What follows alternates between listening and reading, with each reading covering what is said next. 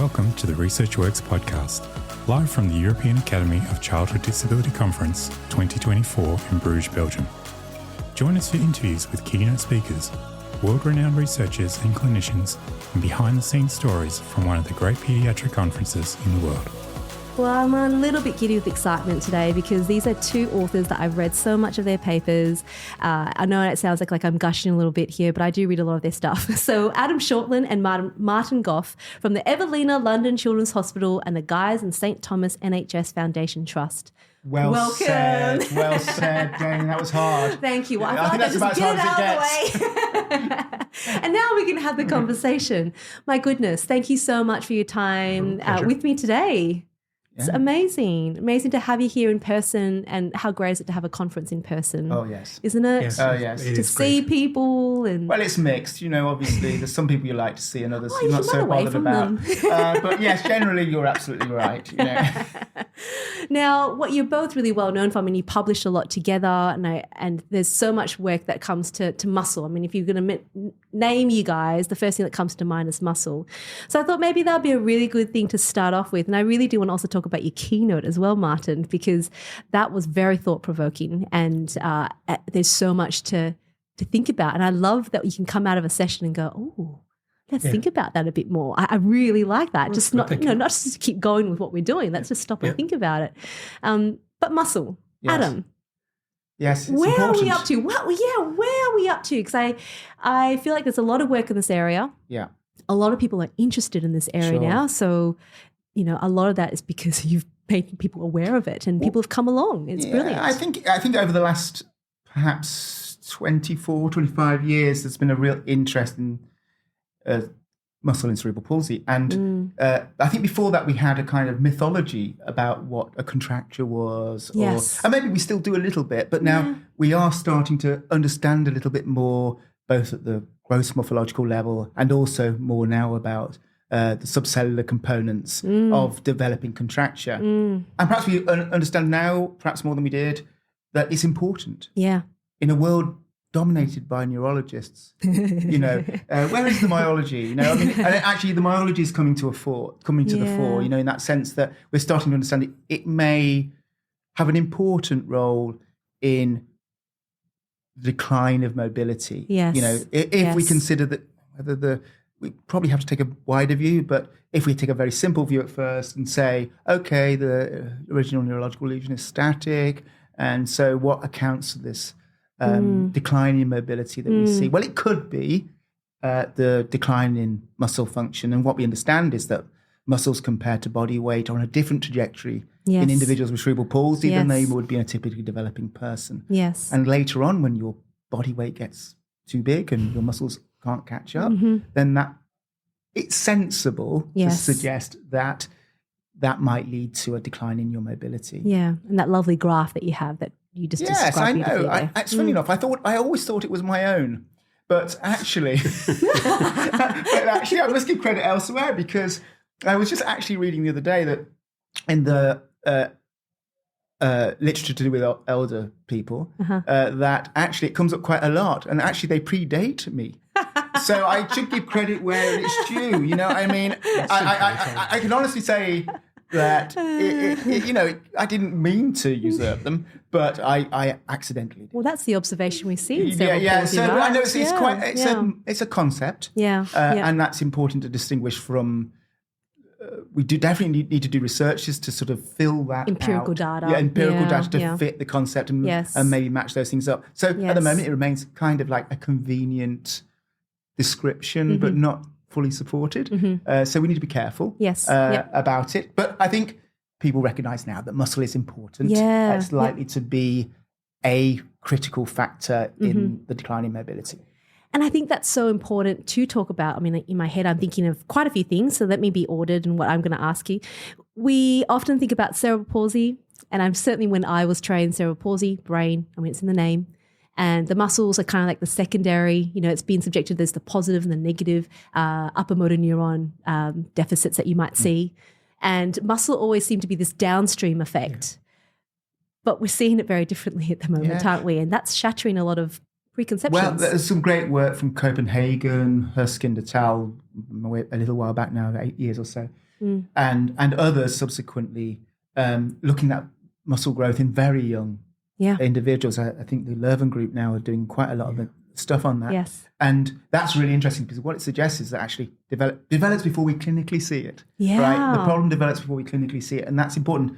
And it leads into what Martin was talking about in his plenary today, that we've got to think of cerebral palsy more like a system of problems rather than, it's the muscle or it's the brain. That's it's right. This whole it was too thing simple. together. We've made it too simple, really. Yeah. And that's a beautiful segue, Martin. Like I said, I walked out of there going, I've got a lot to think about. That's good. Which is probably what That's you what hoped you to want do. from a keynote, isn't it? Yeah. So for those who either went and want to relive it, or for those who are going, Dana, what are you going on about? Why was it so thought-provoking? Please, can you summarize it? I mean, you had a great lead into it the whole way as well, so it feels hard to summarize, but it's a beautiful concept. What we looked at, it was a keynote on neuromuscular development. So what we wanted to look at was to put neuromuscular development in the context of as Adam said, the overall person, and think of it in a system concept, and taking a step back, because we get to a lot of the work on muscle tends to be observational. So it's very valuable, but unless you have a concept driving the observations, you may not be able to apply them as well as you otherwise could. And the aim of today really was to give people a good time and maybe if realistic, to help to maybe think about things that you wouldn't typically have. But there's a value too, because if you step back, if we start looking at things like energetics and pathways, you understand that there may be causal pathways in that sense that we haven't necessarily considered, that we may be our success as a species, if you discount global warming, is probably has an inverse of susceptibility to mortality and morbidity in infants. So if you look at the lower income countries, it's a huge neonatal mortality, infant mortality is a huge problem, and that may come about almost directly as a consequence of how we evolved to be successful adults. That we, as long as a certain proportion of adults got through, evolution could sustain, evolution is nasty, it could sustain a certain number of children dying, that wasn't a byproduct. And it may well be then that what we see as cerebral palsy is, in a sense, has a broader spectrum. It still involves brain injuries, and we're not trying to say it doesn't, but it may well be that we have a system where you have a brain which is uniquely needy and uniquely powerful. It can deny other body systems. So that is speculative. And then you have muscles which are not on the priority list. If you want to survive, you need your brain and you need your liver and you need your kidneys. You can, muscles are not, in terms of life, they're not the first choice. Yes. And I think the symposium, sorry, I was supposed to be summarising and I wasn't. I was tangenting. No, it's okay. I'm still captivated. It was just about how it would be wrong to say that we chose an evolutionary path, because there isn't such a thing. It's a natural selection. But we arrived through a force of selection and through a force of steps that presumably selected for those adults with more brain development after birth would have been, this is again speculative, would have been able to participate more in language, absorb more of the culture, communicate together, work together. So one of the concepts, the capacities of humans is abstract thought.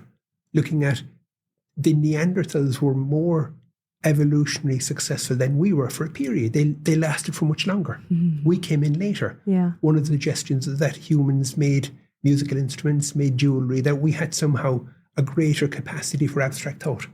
And that may have been what it's an interesting hypothesis that you're using the hypothesis there, that actually evolutionary drive or how I should say what benefits us is the formation of society, and what do we need for society where we need brains, language, culture and the rest. So that is as much a driver as anything else. I love your slide with the little depictions of cavemen and working in groups and things. But it's true, isn't it? We survive because we form societies, right? I mean, we've inherited a biology, so we can't change it.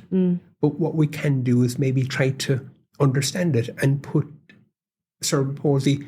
We needed to look at muscle because if you think of the immensity of a person. Any one of us, you can't summarize any one person by a few words. They'll always be greater than what you can say. And in the same way, if we're trying to look at something scientifically, we have to limit the focus. We have to narrow it down. We have to say we're looking at this in this context. Yes. We're looking at something which is a lifelong process, but we have to look at it at one point in time. Yes. We've no option, but maybe as long as we're doing that in the context that this is a system problem, that we come as a package, not as a muscle. Yeah. Then it allows interactions to be considered. Yes. And that was what the keynote was about. Yes. Yeah. And the priority, and you're right, it's good to remember the priority is the brain. Yeah. And a lot of energy goes there. And I love you had this beautiful graph. I can't remember where it was from. You might need to remind me. And it had the GMFCS levels and the growth of muscles. That was one of the Nathalie de Buckelar, who's one of the researchers from Leuven. Yes. And that was published last year in Developmental Medicine and Child Neurology. And that was a really nice paper because then that, obviously, as a presenter, you're going to pick those papers which support your view. So not that there's any bias, but you know, it's really intriguing because a lot of the idea so far has been we've come up with concepts like spasticity and tone. Yeah. But in a 6-month-old, that's not an issue. So if your muscles already are small at 6 months, then the model we have isn't covering things. We haven't quite covered it. Yeah, I think you're absolutely right. And there's been such a shift. I know we've been talking so much about, getting kids up on their feet earlier, get them to on-time mobility framework, regardless of GMFCS level, let's make sure they're moving and doing all of that. And my question I sort of had for you based on this concept was, if we are, I guess my very simplistic form of understanding it was there's this almost survival mechanism here. And for these children, a lot of these children I do see, they're not particularly chubby children. They don't have that high fat that we often see in the thighs. And there's often nutritional intake can be quite poor, whether there's difficulty with swallowing or whether that might be the case, but they don't tend to be heavy children. Yeah. If we're getting them moving and we're getting them to be really active, is there a question there that we need to think about? Is that a priority? Like, are we expending too much energy moving? Do we need to think about that when we're building muscle? What's the balance? I think I'm just going to say that it's like a lot of research, isn't it? That we take specific interventions like nutrition, say, or exercise, and we look at that in a very specific way. And the problem almost with research in general, in how it's conducted. We tend to get grants for looking at a very specific intervention. And it's very difficult to build the rationale on that basis. I mean, what Martin did very cleverly was bring it all together to elucidate a grander system. So the danger is, what I'm trying to get to is danger is that you make an intervention without fully understanding the system. So like for example, I'm not picking on nutrition particularly, but nutrition, but you've got to have a system that can accept it and utilize it. And if that's not available... Like typically more involved children who have gastrostomy tubes put in for feeding, they put on lots of fat, but they don't put on muscle.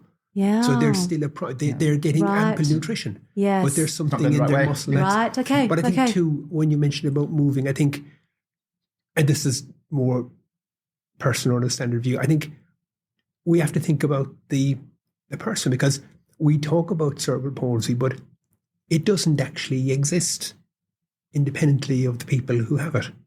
So it's not, we create like one of Plato's forms, we create this ideal. And then we discuss it as if it somehow affected children. And it's not, it's a construct. And again, it's about identifying what's achievable.